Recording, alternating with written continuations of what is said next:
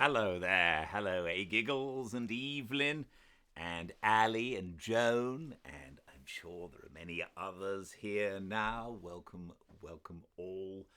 I'm Gildart, and this is Fireside Reading, and I'm so glad you're joining me for the last day of The Murder of Roger Ackroyd, Agatha Christie's classic. We found out, at least yesterday, who Hercule Poirot accused of doing it, and today we're going to find out if it was indeed Dr. Shepherd and what is going to happen. It's two brief chapters, and I can't wait to read them to you, but in the meantime, I'm going to tell you that I'm going to be reading to you, if you would like to join, Jimsy, the Christmas Kid. This was a book that was written in 1915, and I'd never heard about it before, but I wanted to read something Christmassy. I've already read A Christmas Carol and The Nutcracker for Fireside Readings of past years, and you can find those if you would like them or would like to share them with your family. They are available as DVDs. You can get them on Amazon, or go to firesidereading.com and it'll send you to the right place. But then I wasn't going to read those, but I decided to look and find out another great Christmas book. And lots of people were saying how good this book is, and it's a cross, apparently, between A Christmas Carol and Anne of Green Gables. And since we've read both of those here, and they both are just fantastic, I'm hoping that this will be fantastic too. So, for Christmas, that's what we're going to do. Now, I have a few things happening this weekend, so I'm going to not read until Tuesday next. So next Tuesday, if you can bear the wait, I'm sorry, we will start Jimsy, A Christmas Kid, by somebody Dalrymple, Louise Dalrymple, I think her name is, and I hopefully we'll be reading that until Christmas, and I look forward to it very much to do with you. Meanwhile, let's continue, shall we, with the last installment of The Murder of Roger Ackroyd. Welcome to a fireside reading of The Murder of Roger Ackroyd by Agatha Christie. Chapter 26, And Nothing But the Truth. There was a dead silence for a minute and a half. Then I laughed. "You're mad," I said.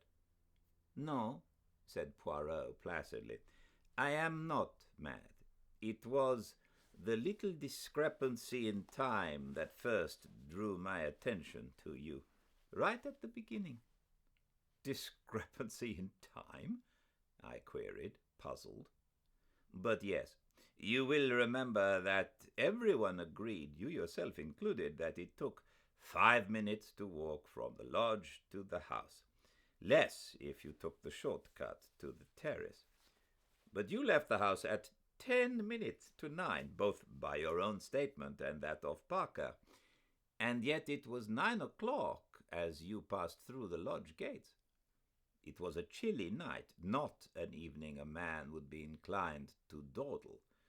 Why had you taken 10 minutes to do a 5 minutes walk?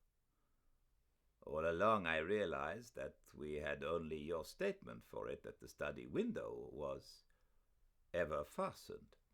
Ackroyd asked you if you had done so. He never looked to see.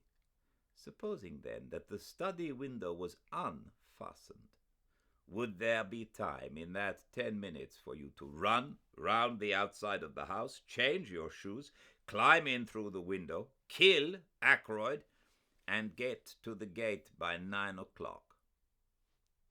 I decided against that theory, since in all probability a man as nervous as Ackroyd was that night would hear you climbing in, and then there would have been a struggle. But supposing that you killed Ackroyd before you left, as you were standing beside the chair. Then you go out of the front door, run round to the summer house, take Ralph Peyton's shoes out of the bag you brought them up with you that night, slip them on, walk through the mud in them, and leave prints on the window's ledge. You climb in, lock the study door on the inside, run back to the summer house, change back into your own shoes, and race down to the gate. I went through similar actions the other day when you were with Mrs. Ackroyd. It took 10 minutes exactly. Then home, and an alibi, since you had timed the dictaphone for 9:30. "My dear Poirot," I said in a voice that sounded strange and forced to my own ears, "you've been brooding over this case too long. What on earth had I to gain by murdering Ackroyd?" "Safety. It was you who blackmailed Mrs. Ferrars. Who could have had a better knowledge of what killed Mr. Ferrars than the doctor who was attending him? When you spoke to me that first day in the garden, you mentioned a legacy received about a year ago. I have been unable to discover any trace of a legacy. You had to invent some way of accounting for Mrs. Ferrars's £20,000. It has not done you much good. You lost most of it in speculation, then you put the screw on too hard, and Mrs. Ferrars took a way out that you had not expected. If Ackroyd had learnt the truth, he would have had no mercy on you. You were ruined forever." "And the telephone call?" I asked, trying to rally. "You have a plausible explanation for that also, I suppose?" "I will confess to you that it was my greatest stumbling block when I found that a call had actually been put through to you from King's Abbot Station. I at first believed that you had simply invented the story. It was a very clever touch, that. You must have some excuse for arriving at Fernley, finding the body, and so getting the chance to remove the dictaphone on which your alibi depended. I had a very vague notion of how it was worked when I came to see your sister that first day, and inquired as to what patients you had seen on Friday morning.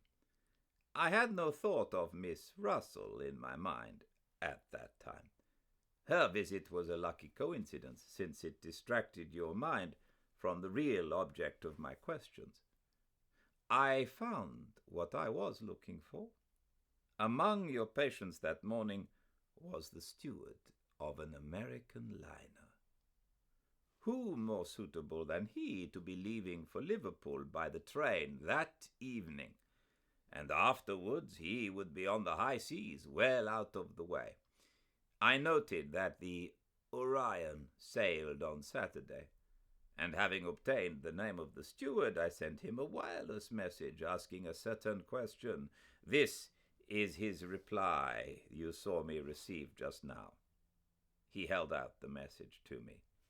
It ran as follows. "Quite correct. Dr. Shepherd asked me to leave a note at a patient's house. I was to ring him up from the station with the reply. Reply was, no answer."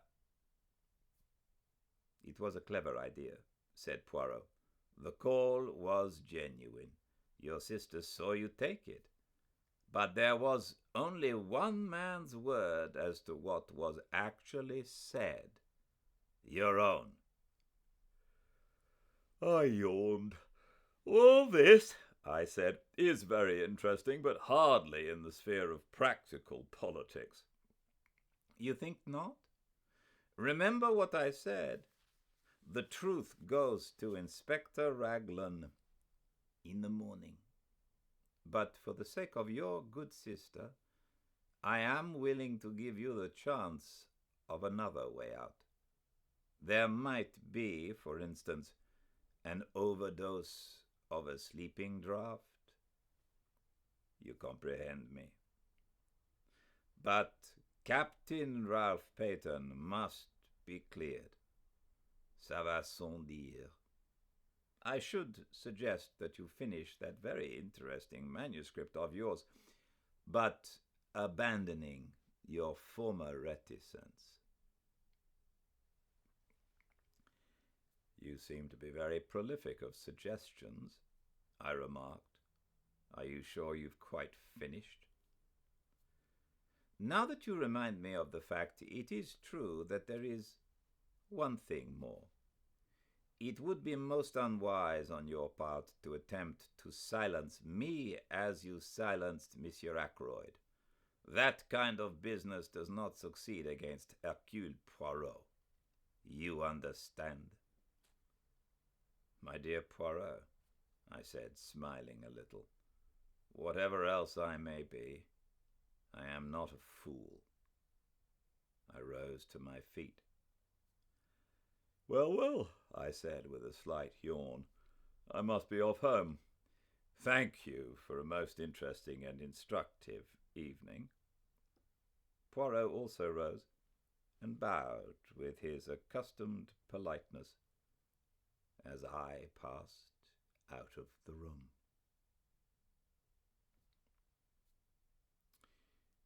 Chapter 27, which is the final chapter, entitled Apologia. 5 a.m. I am very tired, but I have finished my task. My arm aches from writing. A strange end to my manuscript. I meant it to be published some day as the history of one of Poirot's failures. Odd how things pan out. All along I've had a premonition of disaster from the moment I saw Ralph Peyton and Mrs. Ferrars with their heads together. I thought then that she was confiding in him.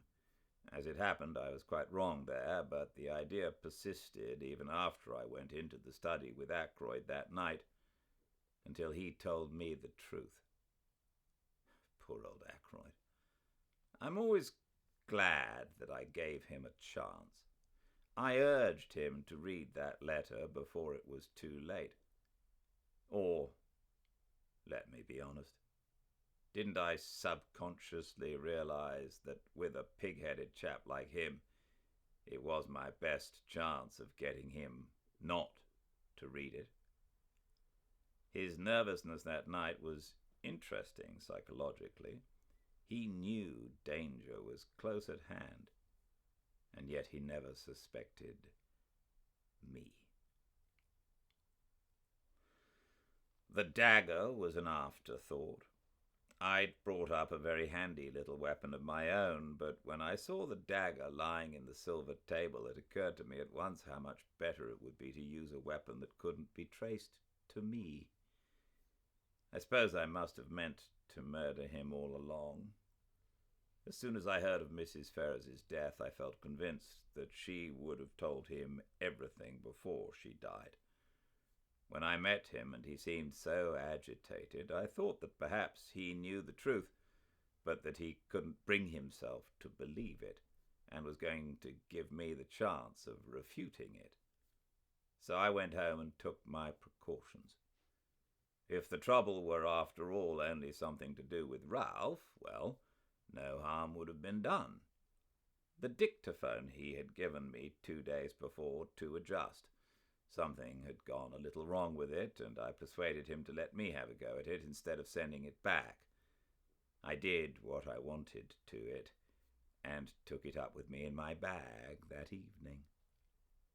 I am rather pleased with myself as a writer. What could be neater, for instance, than the following? The letters were brought in at 20 minutes to 9.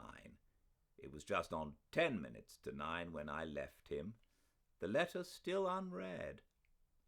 I hesitated with my hand on the door handle, looking back and wondering if there was anything I had left undone. All true, you see. But suppose I had put a row of stars after the first sentence. Would somebody then have wondered what exactly happened in that blank 10 minutes? When I looked round the room from the door, I was quite satisfied. Nothing had been left undone. The dictaphone was on the table by the window, timed to go off at 9:30. The mechanism of that little device was rather clever, based on the principle of an alarm clock. And the armchair was pulled out so as to hide it from the door. I must admit that it gave me rather a shock to run into Parker just outside the door. I have faithfully recorded that fact. Then, later, when the body was discovered and I had sent Parker to telephone for the police, what a judicious use of words. I did what little had to be done. It was quite little, just to shove the dictaphone into my bag and push back the chair against the wall in its proper place. I never dreamed that Parker would have noticed that chair. Logically, he ought to have been so agog over the body as to be blind to everything else. But I hadn't reckoned with the trained servant complex. I wish I could have known beforehand that Flora was going to say she'd seen her uncle alive at 9:45. That puzzled me more than I can say. In fact, all through the case, there have been things that puzzled me hopelessly. Everyone seems to have taken a hand. My greatest fear all through has been Caroline. I have fancied she might guess. Curious the way she spoke that day of my strain of weakness. Well, she will never know the truth. There is, as Poirot said, one way out. I can trust him. He and Inspector Raglan will manage it between them. I should not like Caroline to know. She is fond of me. And then, too, she is proud. My death will be a grief to her, but grief passes. When I have finished writing, I shall enclose this whole manuscript in an envelope and address it to Poirot. And then, what shall it be? Vernon?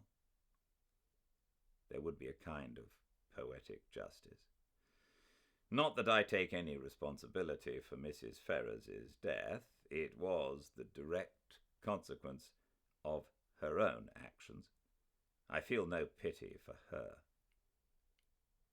I have no pity for myself either. So, let it be Vernon. But I wish Hercule Poirot had never retired from work and come here to grow vegetable marrows.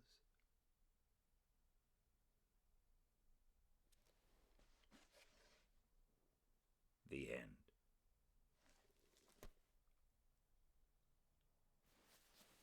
Wasn't that great? Well done, Agatha Christie. That was excellent. A very good book, and thank you to the two people who suggested to me that this was a good book to read to everyone. So that is in the books, and I hope you all enjoyed it as much as I did. We will resume again after a little break then. Next Tuesday, I will start Jimsy, A Christmas Kid, and we will read that in honor of it being Christmas. I love Christmas, and I hope you do too, and I hope you're able to join me for as much of Jimsy as we can get in before Christmas, and if we need a little time after Christmas to finish it, then we will do that, and we'll string out Christmas a bit longer. So thank you all so much for joining me for The Murder of Roger Ackroyd, and I will see you all next Tuesday, I hope. Until then, everyone, stay very, very well.